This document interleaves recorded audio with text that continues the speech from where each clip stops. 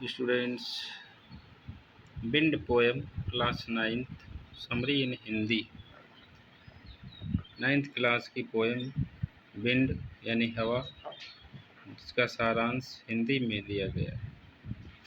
कविता में कवि हवा से बात कर रहा है और वह जीत को धीरे से आने के लिए कहता है। कवि यह भी कहता है कि हवा को मजबूत नहीं होना चाहिए और इसे नाजुक और नरम रूप से आना चाहिए, धीरे धीरे आना चाहिए। फिर वह वर्णन करता है कि शक्तिशाली हवा विनाशकारी है और यह शटर और खिड़कियों को तोड़ती है और कागज को बिखेरती है। इसके अलावा जब हवा बहुत शक्तिशाली होती है तो यह अलमारियों से किताबों को नीचे ले जाती है।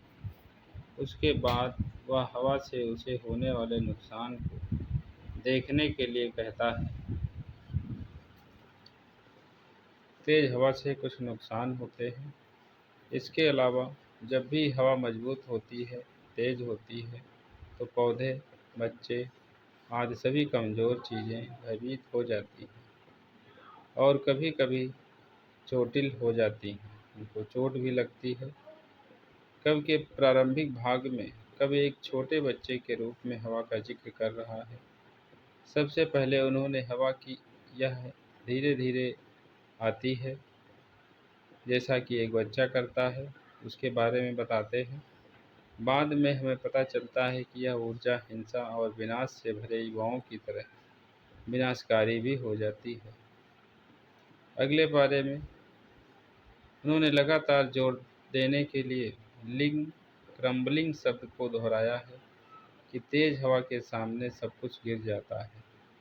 इसलिए कवि कहना चाहता है कि जब हवा बहुत मजबूत और शक्तिशाली होती है तो सब कुछ टूट जाता है। वह कहता है कि कमज़ोर घर, कमज़ोर दरवाजे, बीम, लकड़ी के ढांचे, लोगों के शरीर, जानवर आदि सभी गिर जाते हैं और टूट जाते हैं। इसके अलावा सब कुछ जो कमज़ोर है, कठिनाई के चेहरे पर टूटने या गिरने से प्रतिक्रिया करता है। इसलिए कवि कहता है कि जब भी कमज़ोर लोग सामना करते हैं और जीवन में कठिनाई या चुनौती होती है, तो वे टूट जाते हैं। अगले पैराग्राफ में वह पवन को पवन देवता के रूप में संबोधित करता है। हवा को पवन देवता के रूप में कहता है और वह कहता है कि पवन परीक्षाओं के शक्तिशाली देवता का अर्थ है। यह लोगों को हिलाता है और जो कमज़ोर हैं वह नीचे गिर जाते हैं और कुचल जाते हैं। इसलिए यहाँ कवि ने गेहूँ और लोगों के बीच तुलना की है। जैसे हम अनाज को चप से अलग करने के लिए गेहूँ को छाँटते हैं, उसी तरह पवन देवता मजबूत लोगों को कमज़ोर लोगों के रूप में अलग करते हैं। इसके अलावा जब तेज़ हवा होती है तो कमज़ोर चीज़ें गिर जाती हैं और उखड़ जाती हैं। इसके बाद कवि चाहता है कि हम हवा से दोस्ती करें, यानी हमारे जीवन में कष्ट भरें। वह कहता है कि हमें समस्याओं के लिए तैयार रहना चाहिए, क्योंकि वे आएंगे और हमारी बात नहीं सुनेंगे। समस्याएं वैसे भी बिना बताए आती हैं। इसके अलावा हमें मजबूत घरों का निर्माण करना चाहिए। हमें समस्याओं से, परेशानियों से सुरक्षा करनी चाहिए और अपने घर के दरवाज़ों को मजबूत से बंद करना चाहिए ताकि हवा उनमें प्रवेश न कर सके।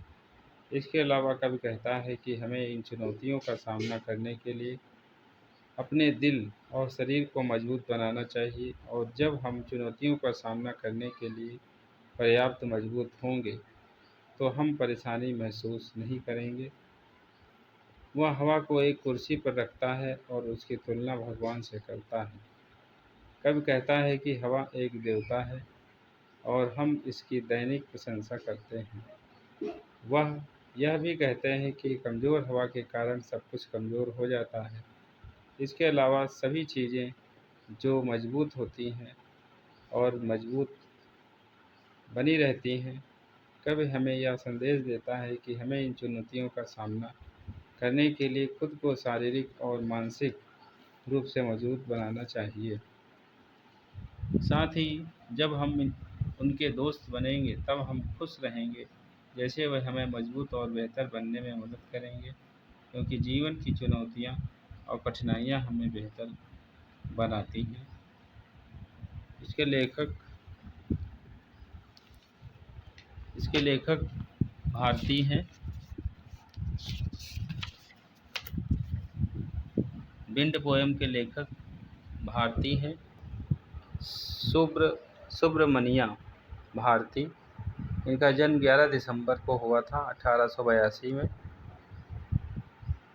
और 11 सितंबर 1921 में इनकी मृत्यु हो गई थी। वह जैन